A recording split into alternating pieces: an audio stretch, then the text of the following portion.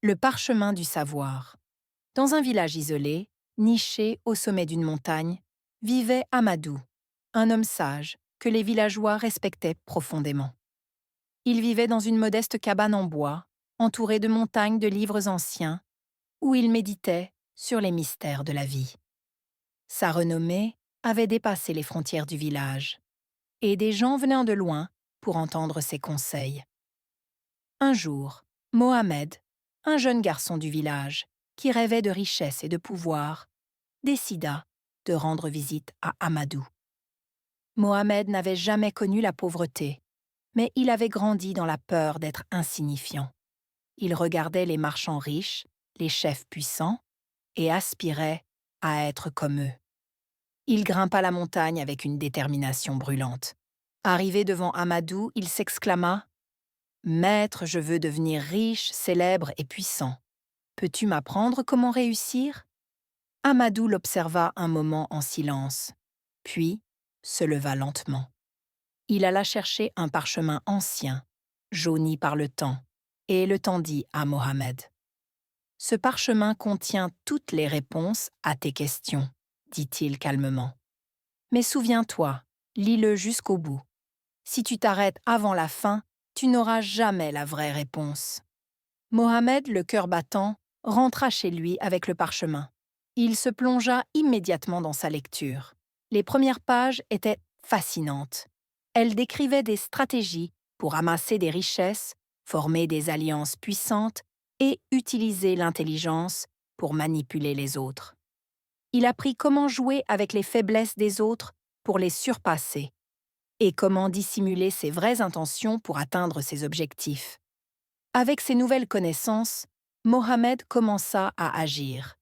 Il devint un maître de la manipulation, exploitant ses amis, trahissant des alliés, tout en gardant un sourire aimable sur son visage. Rapidement, il accumula des richesses, et bientôt, il était respecté par tous, voire craint. Il construisit de grandes maisons, portait des vêtements somptueux, et entouré de courtisans, il semblait avoir tout ce qu'il voulait.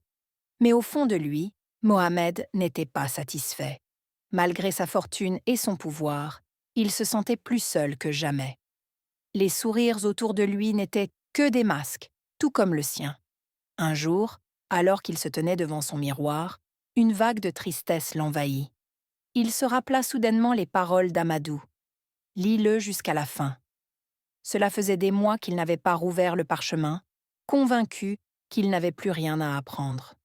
Poussé par un sentiment d'urgence, il retourna chez lui, déploya le parchemin et lut les dernières lignes. À sa surprise, tout ce qu'il avait lu jusque-là n'était qu'un prélude. La dernière page contenait une seule phrase. Le vrai pouvoir est dans le partage et l'humilité.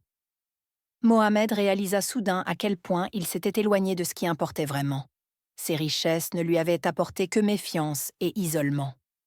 Il n'avait rien partagé, ni son savoir, ni ses ressources, et avait vécu dans la peur de perdre tout ce qu'il avait construit. Le lendemain, Mohamed se rendit à la cabane d'Amadou. Cette fois, il n'était pas venu pour demander des secrets de richesse ou de pouvoir, mais pour comprendre la véritable leçon. Amadou l'accueillit avec un sourire bienveillant. « Je vois que tu as terminé le parchemin, » dit Amadou. « Oui. Et j'ai réalisé à quel point j'ai perdu de vue l'essentiel, » répondit Mohamed, la voix tremblante. Amadou lui parla alors des valeurs qu'il avait ignorées, la générosité, l'entraide et l'importance d'utiliser la connaissance non pour exploiter, mais pour élever les autres. Mohamed comprit que son vrai bonheur résidait non pas dans l'accumulation, mais dans le fait de donner, de partager et de rester humble face à ce qu'il avait. Au fil des mois, Mohamed changea radicalement sa vie. Il commença à redistribuer ses richesses, à former de nouvelles amitiés basées sur la confiance et le respect mutuel, et à utiliser son savoir pour aider ceux qui en avaient besoin. Il retrouva enfin la paix intérieure. La morale de l'histoire. La véritable richesse ne réside ni dans l'accumulation de biens matériels, ni dans le pouvoir, mais dans le partage et l'humilité. chercher à dominer ou à manipuler les autres pour atteindre ses objectifs ne mène qu'à l'isolement et au vide intérieur. Le vrai bonheur et le véritable pouvoir se trouvent dans la générosité, l'entraide et dans l'élévation des autres, plutôt que dans la recherche égoïste de succès.